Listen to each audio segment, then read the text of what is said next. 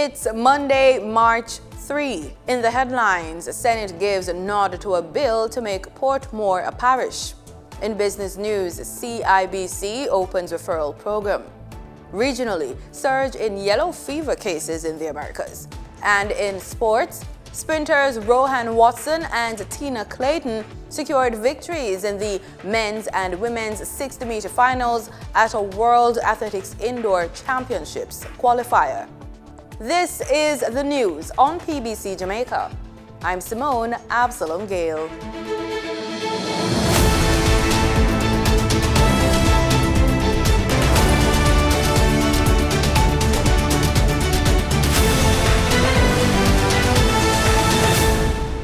The Governor-General's assent is all that's left to make Portmore Jamaica's 15th parish. This after the Senate passed the requisite Counties and Parishes Amendment Bill 2025 on Friday. The bill was piloted by Leader of Government Business in the Senate, Senator Kamina Johnson-Smith. Any reference in any other document, enactment, instrument, agreement, notice, prospectus, or other legal document to the municipality of Portmore shall be construed as a reference to the parish of Portmore. So everything will automatically be understood to have been amended by virtue of this act, and certainly as administrative processes are undertaken, then the documentation itself will change within government. But it will, no person bearing title, enactment, instrument, agreement, notice, prospectus, or other legal document which refers to the municipality of Portmore will be prejudiced by this change to a parish. The bill was passed amid objections from the opposition senators that the legislation would be unconstitutional. Why is it that the basic infrastructure that is needed to facilitate the advancement of the lives of the people of Portmore, the government has not acted upon that? And I say so, Mr. President, because the basic infrastructure, Senator Morgan, is not the climate park. The basic infrastructure must be hospitals, it must be cemeteries, it must be markets, it must be a courthouse. The boundary that the ECJ found to be reasonable in communication with both political parties would have given Portmore more than the current boundaries that they are suggesting. That's the real more for Portmore. In a free and politically independent Jamaica, it is the duty and solemn right of the Parliament of the land, the People's Parliament, to make laws and make key determinations in our country, including the creation of a parish.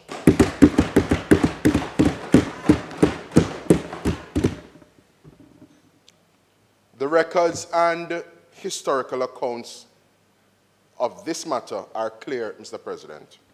Both sides have long envisaged Portmore ultimately being made Jamaica's 15th parish. In the debate ahead of the vote, opposition Senator Peter Bunting quoted from a letter from the chairman of the Electoral Commission of Jamaica, Earl Jarrett, which was written on June 18, 2024, to the permanent secretary in the Ministry of Local Government and Community Development.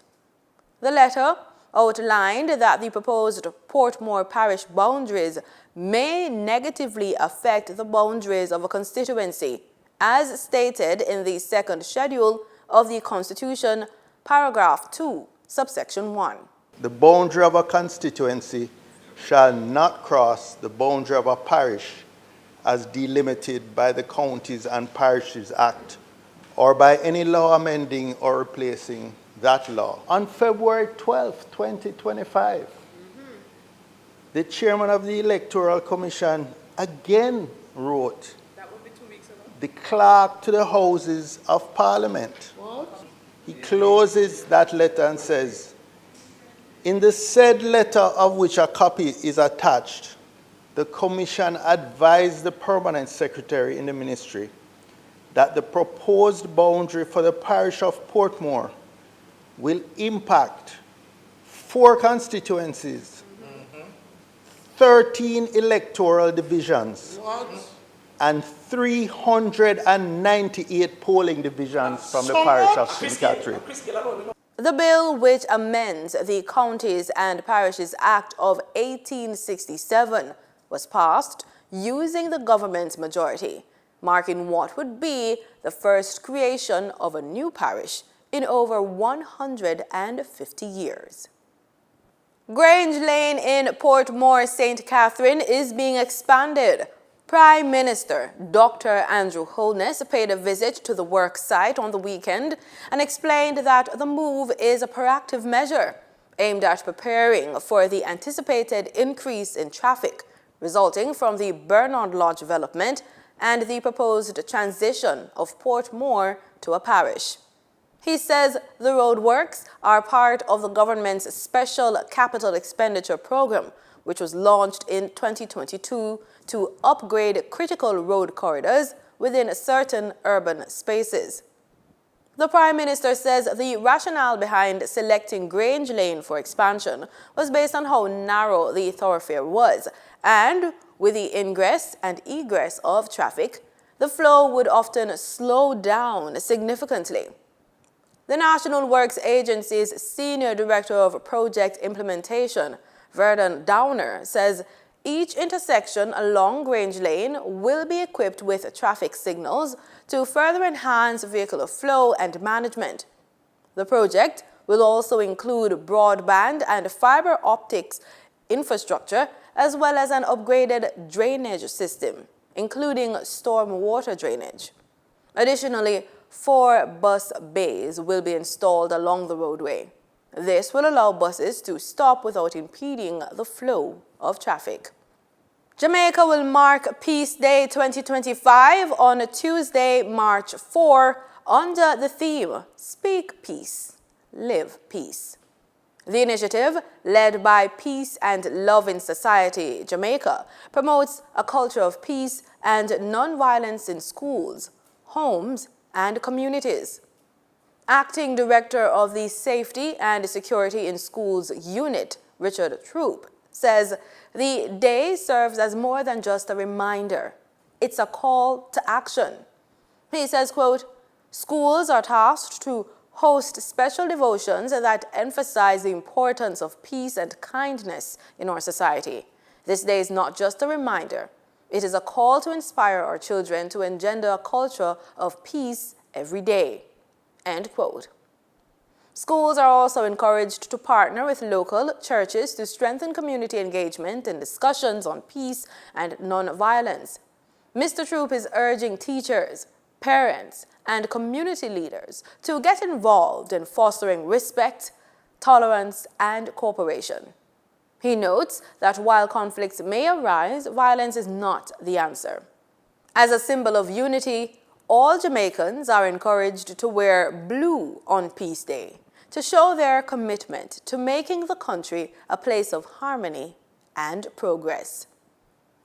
Jamaica's courts are set for a leadership boost. The judiciary is developing a training program to equip senior court officers with essential management skills, ensuring more efficient and effective court operations. The details in this report. The Judiciary of Jamaica is rolling out a training program to strengthen the managerial skills of senior court officers. Speaking during a JIS think tank session, Chief Justice Brian Sykes says the initiative will enhance leadership within the courts and improve overall efficiency. We are looking at establishing a training program for the leadership core of the courts. So you have the Chief Justice, President of the Court of Appeal, Chief Judge of the Parish Courts, you have registrars, and you have senior judges of the parish courts. Now the Chief Justice and the Chief Judge of the Parish Courts and the President of the Court of Appeal, they can't be everywhere all over Jamaica.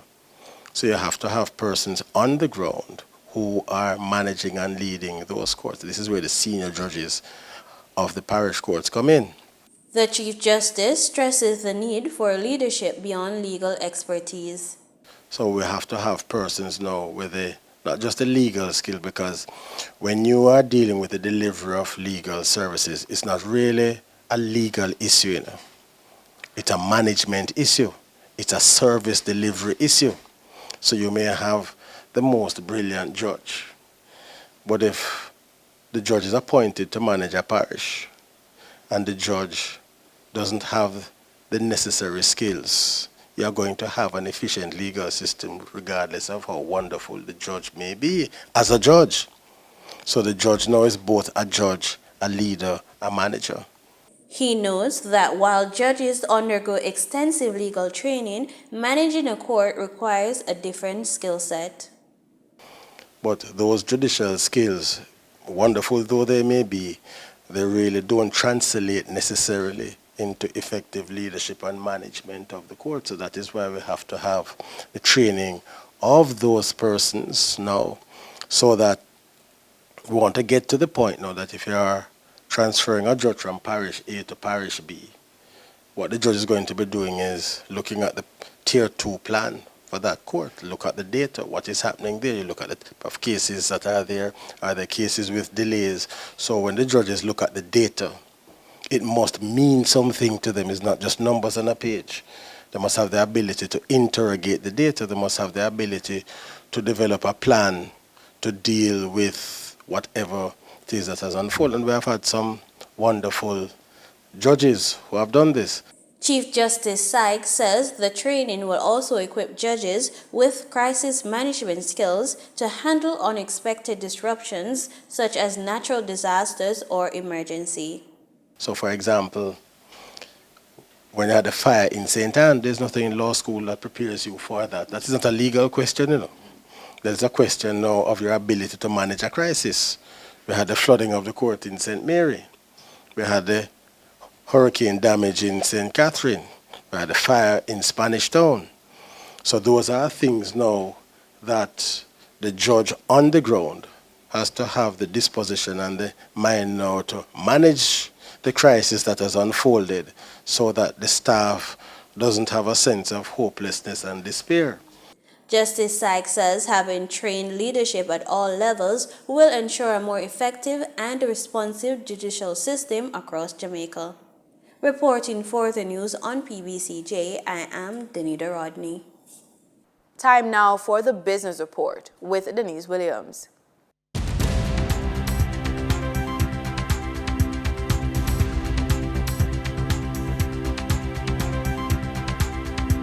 Welcome to today's business report. I am Denise Williams, here to bring you the stories shaping the financial world and guiding your journey to smarter business decisions. Let's dive into the top headlines. Jamaican clients of CIBC Bank will now be paid for referring friends and family to the bank. With this referral initiative, CIBC clients are paid for each successful referral, with the potential of claiming cash on up to 5 referrals during the promotional period, which runs until May 30. We believe our clients are our best advocates, and this initiative allows them to be rewarded for promoting our products and services to new prospects. This program is about more than just referrals. It's about creating a community of clients who can share their positive experiences and help us grow, says Nigel Holness, Managing Director of CIBC Jamaica. Companies listed on the Jamaica Stock Exchange have announced passive income through dividend payments to clients. Cygnus Credit Investments Limited has an interim dividend of US $0.00276 cents per share payable on April 4, 2025 to shareholders on record as at March 28, 2025. Supreme Ventures Limited has declared an interim dividend of 0.0455 Jamaican cents per share payable on April 17, 2025 to shareholders on record as at March 17, 2025. The ex-dividend date is March 17, 2025. Cargo Handlers Limited has declared an interim dividend of 12 Jamaican cents per share payable on March 28, 2025 to shareholders on record as at March 14, 2025. The ex-dividend date is March 14, 2025. For the trading period ending February 28, 2025, these were the most actively traded stocks. Alternative energy provider Wigton Energy Limited with 12,059,855 units traded represented 25.22% of market sales volume. Online education company One-on-One Educational Services Limited with 7,844,556 units traded, representing 16.4% of market sales volume. Beverage manufacturer Jamaican Teas Limited with 5,912,520 units traded, representing 12.36% of market sales volume. We now shift our focus to the Forex market rate set by the Bank of Jamaica. On February 28, 2025, the Bank of Jamaica reported US $65.88 million purchased and US $74.63 million sold by Forex traders. Forex traders earned $1.30 per dollar, selling the US at $157.33 and buying the US at $156.03. The Canadian dollar netted Forex traders $2.45 per transaction, with selling at $110.46 and buying at $108.01. The British pound yielded Forex traders $2.15 in profit, with selling at $199.56 and buying at $197.41. For our credit report tip of the day, reaching your 60s with debt can feel like a heavy emotional weight. There's regret, shame, and frustration that often come hand in hand. You may be asking yourself, how did I get here? Shouldn't I be debt-free by now? If you're feeling this way, you're not alone. Life happens. So here's what we're gonna do. First, you're gonna face the numbers without shame. Avoiding debt only makes it worse. So write down everything you owe. Seeing it clearly is the first step to taking control. Then forgiveness. Forgive yourself for past mistakes. Debt often carries emotional baggage. Acknowledge past financial missteps, but don't let them define your future. Until next time, stay focused, stay informed, and keep striving for success. See you soon. In regional news, the Pan American Health Organization has reported a significant increase in yellow fever cases across several countries in the Americas, raising public health concerns. With a high risk of outbreaks, health officials urge vigilance and preventative measures to combat the spread of this deadly disease. More in this HTS News Force report. In light of a concerning rise in yellow fever cases across the Americas, the Ministry of Health, Wellness and Elderly Affairs has issued a public health alert. Dr. Michelle Francois is the national epidemiologist. The Ministry of Health, Wellness and Elderly Affairs remains vigilant following the alert from the Pan American Health Organization of the recent increase in confirmed human cases of yellow fever in the region of the Americas. This increase was noted in the last quarter of 2024 in Bolivia, Brazil, Colombia, Guyana, and Peru, where approximately 50% of the total cases were fatal. In the first 4 epidemiological weeks of 2025, Brazil, Colombia, and Peru reported a total of 17 confirmed human cases, including 7 deaths. As the situation develops, the Pan American Health Organization has noted a troubling shift in geographic distribution of the disease, now affecting areas previously considered low risk. The most recent rapid risk assessment conducted by PAHO was aimed at assessing the potential threat of the increased yellow fever cases to public health in the region. It considered criteria such as the potential risk to human health, risk of dissemination, and the capacity to detect and respond within endemic countries. The overall risk of yellow fever outbreaks in the region of the Americas was classified as high, and recommendations given to strengthen surveillance activities, early diagnosis, and timely isolation and treatment. Yellow fever is caused by a virus, mainly spread to people through the bite of infected mosquitoes, but primarily the Aedes aegypti mosquito, the same mosquito responsible for the transmission of dengue, Zika, and chikungunya viruses. The incubation period, which is the time from infection until illness, is 3 to 6 days. Similar to dengue viral disease, the first symptoms of yellow fever include sudden onset of fever, chills, headache, general body aches, nausea, and vomiting. While most persons may be asymptomatic or develop a mild form of the disease, others may progress to a more severe form characterized by high fever, bleeding, yellow skin or eyes, and organ failure. There is no specific treatment for yellow fever, and management is based on presenting signs and symptoms. With the Aedes aegypti mosquito prevalent in St. Lucia, the potential for local transmission remains a concern, especially for travelers returning from endemic regions. If you are traveling to a country where yellow fever is endemic, preventative measures such as the use of mosquito repellent, wearing protective clothing, and avoiding being bitten by the mosquito during dusk and dawn, which are the peak biting hours for the mosquito, may reduce your risk of getting yellow fever. Vaccination is also one of the most effective measures in the control and prevention of yellow fever.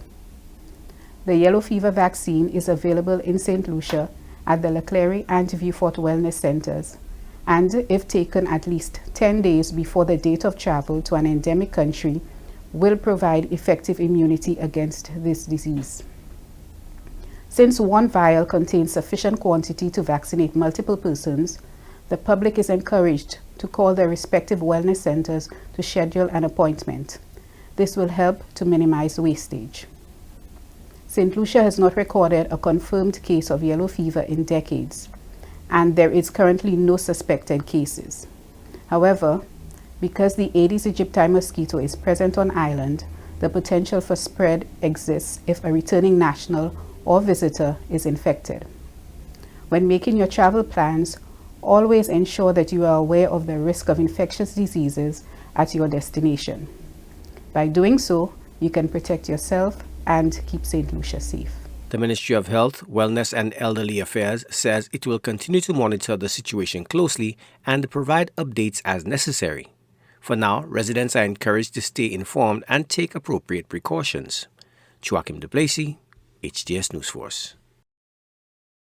CARICOM Foreign Affairs ministers have written to the United States State Department seeking clarification on a statement that has a potential to impact U.S. visas for Grenadian and CARICOM nationals. GBN News has the details. Grenada's Foreign Affairs Minister Joseph Andal, who participated in the CARICOM Council for Foreign and Community Relations meeting, that's the COFCO meeting on Friday, said the ministers agreed to write to the U.S. State Department to seek clarification about the statement, which was issued on Tuesday by U.S. Secretary of State Marco Rubio. The COFCO meeting was held to discuss the Trump administration's decision to revoke visas of foreign government officials whose country employ Cuban doctors and nurses. In a statement on Tuesday, U.S. Secretary of State Marco Rubio said the expanded restrictions target individuals and immediate family members of individuals believed to be responsible for the program, which he described as forced labor. The statement reads, and I quote, "Today, we announce the expansion of an existing Cuba-related visa restriction policy that targets forced labor linked to the Cuban labor export program. This program policy applies to current or former Cuban government officials and other individuals, including foreign government officials, who are believed to be responsible for or involved in the Cuban labor export program, particularly Cuba's overseas medical missions. this policy also applies to the immediate family of such persons. End of quote. Andel said, foreign ministers felt the statement, as issued, needs some clear specification, and it was agreed that CARICOM ministers should seek clarification and at the same time request a meeting with U.S. Secretary of State Marco Rubio. No deadline was set because we cannot dictate the schedule for him, but we all agreed that such a meeting should be with the highest level, and that is meeting with him, Andel noted. The meeting will be arranged by COFCOR. Andel stated that in the meantime, Grenada will continue to honor its health agreement with Cuba. We have an agreement with Cuba, and we will continue to respect the terms and conditions. We expect to continue that relationship with Cuba, and if anything, we will cross that bridge when we get to it, Mr. Andel added. COFCOR is a CARICOM body that coordinates foreign policy and promotes cooperation among member states. Grenada over the years has signed agreements with the Cuban government that provide for doctors and nurses to render their services through medical missions. Through the health agreements, hundreds of medical personnel from Cuba have contributed and continue to contribute to Grenada's public healthcare system. For GBN News, Janelle Dick. In sports, we start with athletics. Rohan Watson and Tina Clayton of MVP Track Club secured victories in the men's and women's 60-meter finals at a World Athletics Indoor Championships qualifier at GC Foster College on Saturday. Watson, the 2023 National 100 meters champion, returned to form with a personal best time of 6.50 seconds. He held off MVP Track Club teammates Nishan Banks, who clocked 6.57 for second, and Michael Campbell, who set a personal best of 6.60 for third to claim victory. Two-time world under-20 100 meters champion Tina Clayton posted a season's best of 7.08 seconds, narrowly edging MVP Track Club teammate Natasha Morrison, who finished in 7.09. Kishana Niles of Barbados placed third in a personal best, 7.12, while Sharika Jackson finished fourth in 7.14 in what was her second race of the season. And that's the news on PBCJ. You can follow us on our social media platforms at PBCJamaica. Thank you so much for watching.